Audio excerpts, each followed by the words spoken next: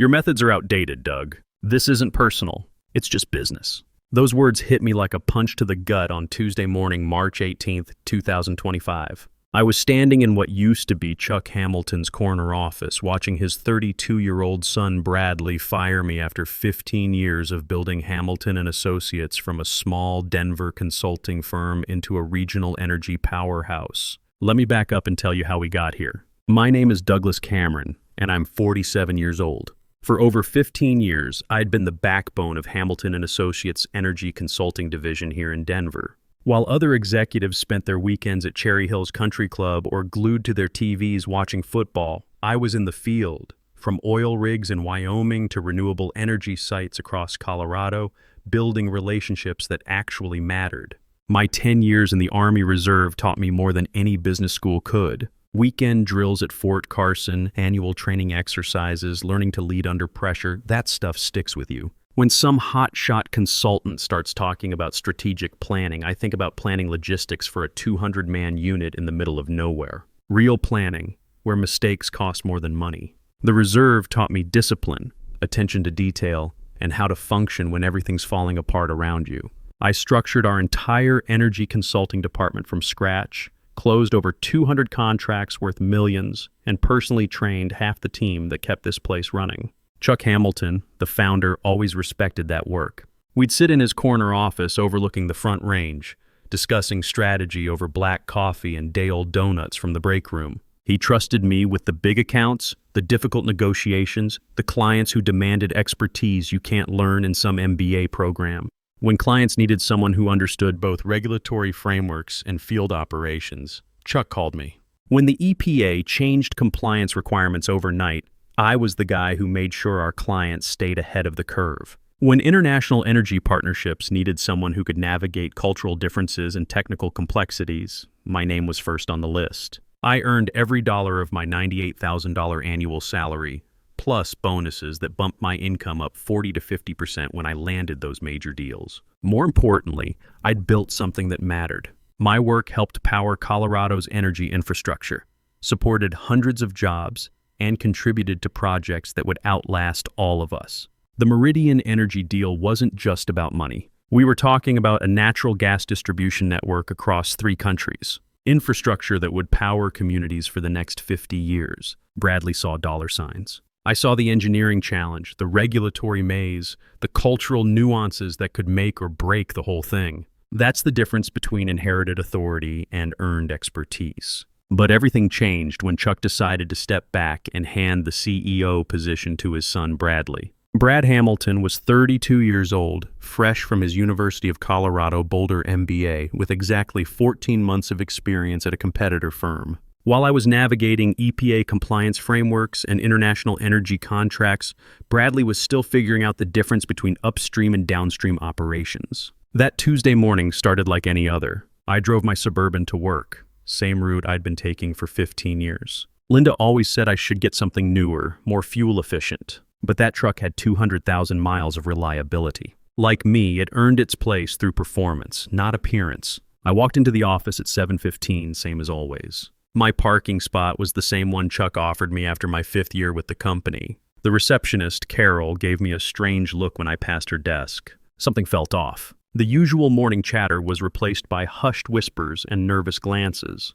By 8 o'clock, I knew why. "Doug, I need to see you in my office," Bradley announced from his doorway. He was wearing a navy suit that probably cost more than most people's monthly mortgage payment. His blonde hair was slicked back with enough product to waterproof a boat. He had that tone rich kids get when they think they own the world. I followed him into what used to be Chuck's office. Bradley had already redecorated, replacing Chuck's modest furniture with sleek glass and chrome pieces that screamed expensive but had no soul. He didn't offer me a seat. "I'll get straight to the point," Bradley said, leaning against his massive desk like he was putting on some kind of show. "Your performance hasn't met my expectations. I'm letting you go, effective immediately." I stood there processing what I'd just heard. 15 years of loyalty. Hundreds of successful negotiations. Countless nights spent working late to secure deals that made this company profitable. And this kid was firing me on what was essentially his first week as CEO. "What exactly are you basing this decision on?" I asked, keeping my voice steady. Bradley shrugged, a gesture so casual it was insulting as hell. Lack of innovation. The company needs fresh energy, new perspectives. Your methods are outdated, Doug. This isn't personal. It's just business. Fresh energy, new perspectives. Outdated methods. The words of someone who had never spent a single night wondering if a deal would fall through. Never had to explain to a client why their project was delayed. Never felt the weight of other people's livelihoods resting on their shoulders. I walked out of that office with my head high, but my mind was already working. Security escorted me to my desk to collect my personal items. A coffee mug my son Mike gave me for Father's Day, a small American flag from my reserve unit, and a framed photo of Linda and the kids at Rocky Mountain National Park. The whole thing was crazy, like it was happening to somebody else. That evening, I sat at our kitchen table in Highlands Ranch, looking at Sarah's Colorado state tuition bill and Mike's football equipment invoice. Sarah was starting her senior year. Mike had just made varsity. Our mortgage, the kids' futures, Linda's small accounting practice, everything was connected to the job I'd just lost. "We'll figure it out," Linda said, placing her hand on my shoulder, but I could hear the worry in her voice. She'd built her business around the stability of my corporate income. Her seasonal clients helped, but we'd always counted on my steady paycheck to cover the big expenses. That night at dinner, Sarah looked up from her homework. "Dad, you okay? You seem different." Mike stopped working on his second helping of Linda's lasagna. These kids had never seen their old man get fired. Hell, they'd never seen me not have answers. Sarah's senior year, Mike's football scholarship hopes, Linda's business just starting to take off. Everything we'd built over 20 years was sitting on that kitchen table along with the bills I wasn't sure how we'd pay. "Just some changes at work, sweetheart," I told Sarah. "Nothing for you to worry about." But I was worried. This wasn't just about my pride anymore. It was about providing for the family that depended on me. Mike needed new cleats. Sarah's college applications were due, and Linda's accounting practice couldn't cover everything on its own. Here's the thing about experience in the energy business, though. It teaches you to look beyond the immediate chaos and focus on the details that matter. While Bradley was probably celebrating his power move with an expensive lunch at some downtown steakhouse, I was thinking about the Meridian Energy International contract. That deal had been my project for 8 months, a complex international agreement worth $12 million that would revolutionize how Hamilton and Associates operated in overseas markets. We'd been expanding aggressively into international energy consulting, and this contract was the cornerstone of that expansion. More importantly, I'd insisted on specific language in the agreement to protect against exactly this kind of corporate instability. My military training had taught me to always have contingency plans. In the reserve, we called it covering your six. In business, I called it professional insurance. Months ago, when I first sensed Bradley might cause problems, I'd made sure certain protections were built into our major contracts. 3 days after my termination, on Friday afternoon, my phone rang. It was Chuck Hamilton himself. "Doug, I need you to come in immediately." His voice was tense, almost panicked. "There's been a development with the Meridian Energy deal." "I'm sorry, Mr. Hamilton, but I no longer work for your company," I replied calmly. "Your son made that very clear." "Please, just hear me out. Can you meet me at the Starbucks on 17th Street in an hour?" Curiosity got the better of me. I found Chuck sitting in a corner booth looking like he'd aged 5 years in 3 days. His usually perfect silver hair was disheveled, and there were dark circles under his eyes. The man who'd built this company from nothing looked ready to explode. "Bradley made a mistake," he said without any small talk. "A big one. The legal team discovered something in the Meridian Energy contract that we all missed." "What kind of something?" Chuck pulled out a manila folder and slid it across the table. "Clause 23C. It specifically names you as the sole authorized negotiator for Hamilton and Associates. Without your signature, the deal is void." I opened the folder and scanned the document. There it was, in black and white legal text that I'd insisted on months ago. The clause was ironclad. No Douglas Cameron, no $12 million contract. My military background had taught me to plan for contingencies, and corporate instability was definitely a contingency worth planning for. "The Meridian executives are flying in from Dubai next week," Chuck continued. "They're expecting to finalize everything. If we can't close this deal, Bradley's first month as CEO will cost us more than most companies make in a year." I closed the folder and looked Chuck in the eye. "What exactly are you asking me?" "Come back. I'll override Bradley's decision. We need you." For 15 years, I'd been the reliable one. The guy who said yes to impossible deadlines and difficult clients. But this time, things were going to be different. Bradley had shown me exactly what my loyalty was worth to him. I'll consider returning Mr. Hamilton, but only under specific conditions. His eyebrows raised slightly. Name them. First, I want complete autonomy on the Meridian deal. No interference from Bradley. No second-guessing my strategy. No micromanagement. Chuck nodded. Second, I want it in writing that my position is secure regardless of who runs day-to-day operations. Done. Third, I want a 20% salary increase and the title of Senior Director, Energy Consulting Division. Chuck didn't hesitate. Agreed.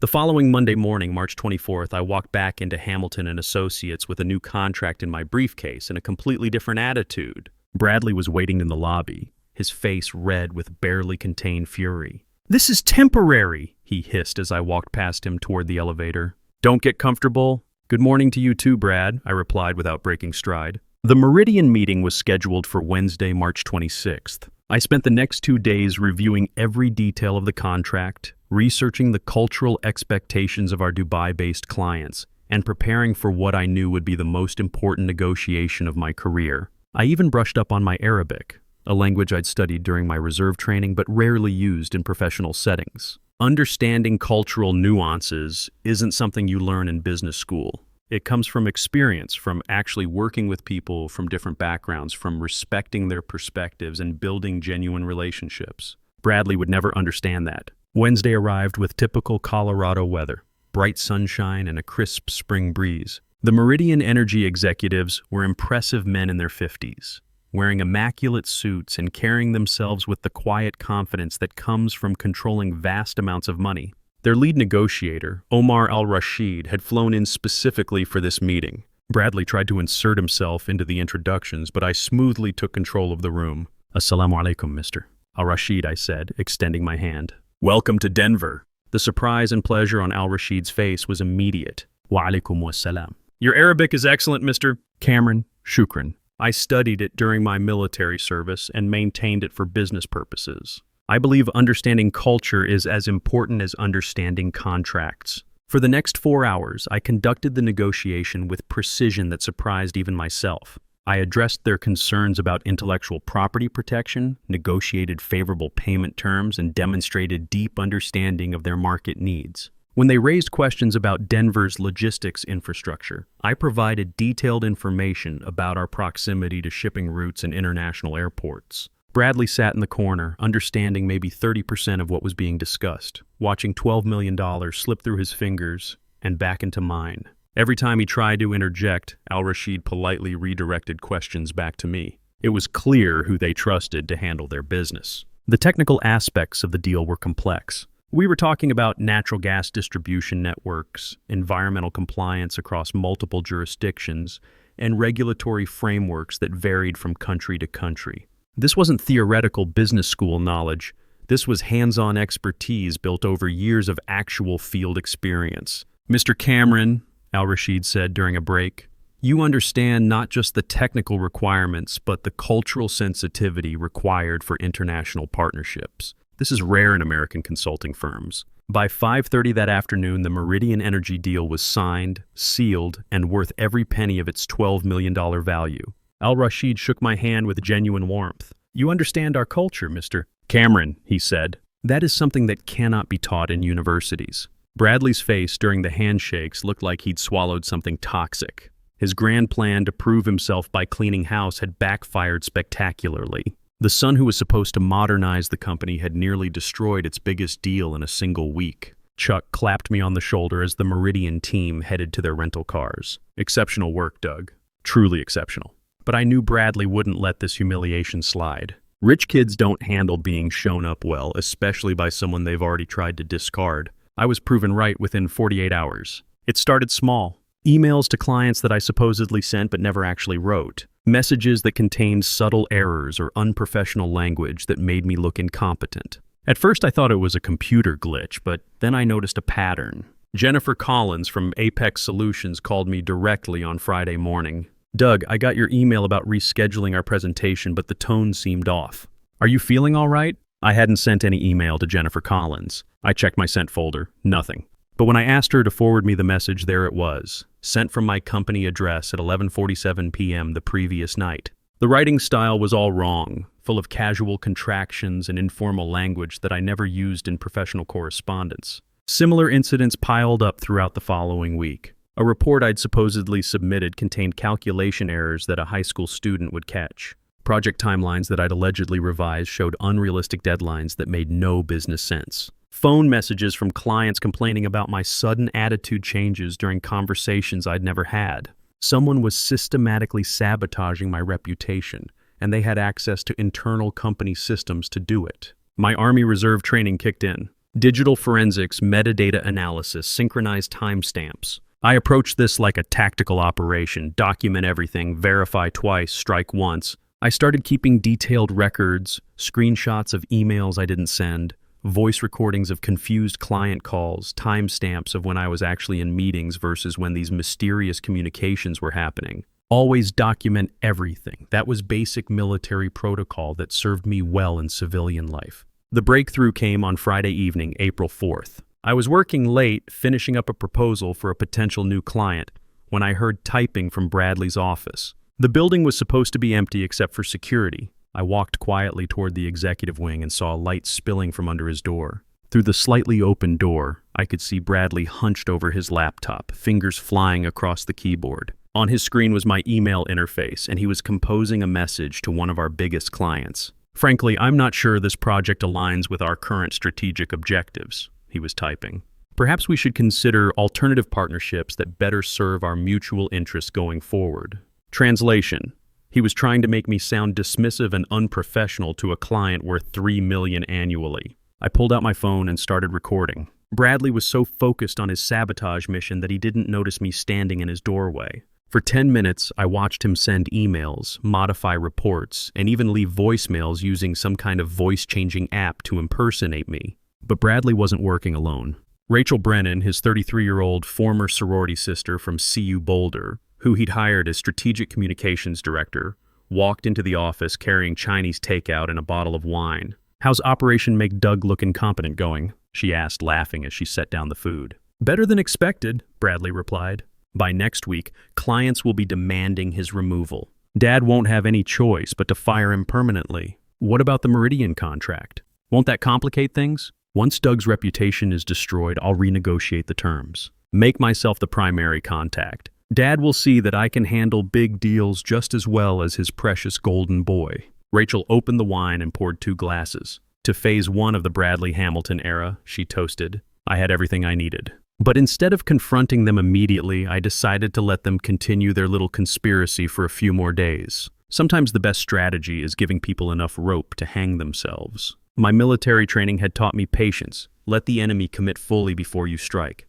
Monday morning, April 7th, brought a flood of client complaints, exactly as Bradley had planned. What he didn't know was that I'd spent the weekend preparing my own operation. I documented every piece of sabotage, traced every fake email back to its source, and compiled a comprehensive report that would make a military intelligence officer proud. Chuck called an emergency meeting with senior staff for Tuesday afternoon, April 8th. Bradley strutted into the conference room like a peacock, clearly expecting to present his case for my immediate dismissal. "Gentlemen," Chuck began, "we have a serious problem. Several clients have complained about erratic behavior from one of our senior consultants. Bradley, you requested this meeting to address the issue." Bradley stood up, straightening his tie like he was putting on some kind of show. "Unfortunately, Doug Cameron's recent performance has been concerning. We've received multiple complaints about unprofessional communications, missed deadlines, and generally inappropriate conduct." He opened his laptop and started displaying screenshots of the very emails I'd watched him create. "As you can see, these messages are completely unacceptable for someone in Doug's position. I believe we need to take decisive action before this damages our reputation further." The room was silent. Chuck looked genuinely troubled. The other executives shifted uncomfortably in their chairs. Then I opened my briefcase. "Before we make any decisions," I said calmly, "I think everyone should see the complete picture." I connected my laptop to the conference room projector. The first slide showed a timeline of every suspicious email, phone call, and report that had allegedly come from me over the past 2 weeks. "Bradley is correct that there have been communication issues," I continued, "but the source isn't what he's suggesting." Bradley's confident expression began to waver. "Doug, what exactly are you implying?" Instead of answering, I played the video I'd recorded Friday night. The room filled with Bradley's voice. How's Operation Make Doug Look Incompetent going? Followed by Rachel's laughter and their entire conversation about sabotaging my reputation. The silence that followed was deafening. Nobody said a word. You could have heard a pin drop on the thick conference room carpet. Chuck's face had gone from concerned to furious in about 30 seconds. Bradley, is that your voice on this recording? Bradley's mouth opened and closed like a fish gasping for air. Dad, I can explain. Doug has been undermining my authority since day one. You were just trying to frame a loyal employee, Chuck interrupted, his voice deadly quiet. You used company resources to impersonate a colleague, damage client relationships, and destroy someone's reputation. I advanced to the next slide, showing the digital forensics report I'd compiled. Every fake email can be traced back to Bradley's computer using timestamp analysis. IT security logs show his access to my email account outside normal business hours. The voice messages were created using a commercially available app that leaves digital fingerprints. Rachel, who had been sitting in the corner trying to become invisible, suddenly stood up. This is all circumstantial. You can't prove, actually I can. I played another recording of her voice clearly stating her involvement in the conspiracy. While workplace recordings require careful legal consideration, the evidence of system abuse and fraudulent communications is overwhelming. Patricia Murphy, head of our legal department, cleared her throat. Chuck, this constitutes fraud, harassment, and potentially criminal impersonation. We need to involve law enforcement and conduct a thorough internal investigation. Bradley finally found his voice again. You can't do this to me. I'm the CEO of this company. Dad, you can't let them destroy everything I've worked for. Chuck stood up slowly, looking ready to explode. Bradley, you destroyed it yourself. In 1 month as CEO, you fired our most valuable negotiator, nearly lost our biggest contract, and then launched a criminal conspiracy to cover your mistakes. The board meeting that followed was swift and decisive. Bradley was suspended immediately pending a full investigation. Rachel was terminated for cause and escorted from the building by security.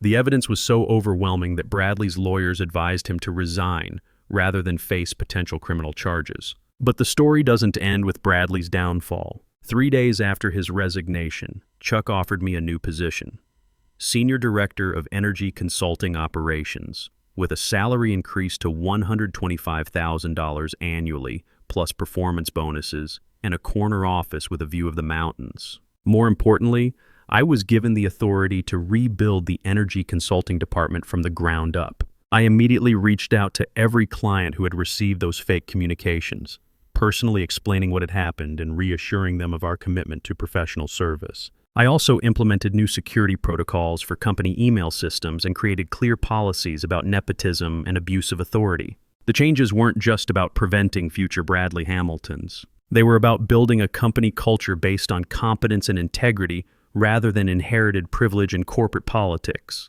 6 months later, by September 2025, Hamilton and Associates had its most profitable quarter in company history. The Meridian Energy contract led to 3 additional international deals worth over $18 million combined. We hired 15 new employees, including several energy professionals who had been unfairly passed over during Bradley's brief reign. I was sitting in that corner office, looking out at the front range when Chuck walked in with coffee. Doug, he said, I should have made this decision 15 years ago. We talked about the future, about building something that would last, about the difference between running a company and leading one. Bradley never understood that distinction. Chuck Hamilton, now in his 70s, still comes in twice a week. We still share coffee and talk strategy, though now the donuts are from a better bakery. He often tells people that the best business decision he ever made was bringing me back and giving me the authority to do what I do best. Bradley, meanwhile, struggled to find employment in Denver's tight-knit energy consulting community.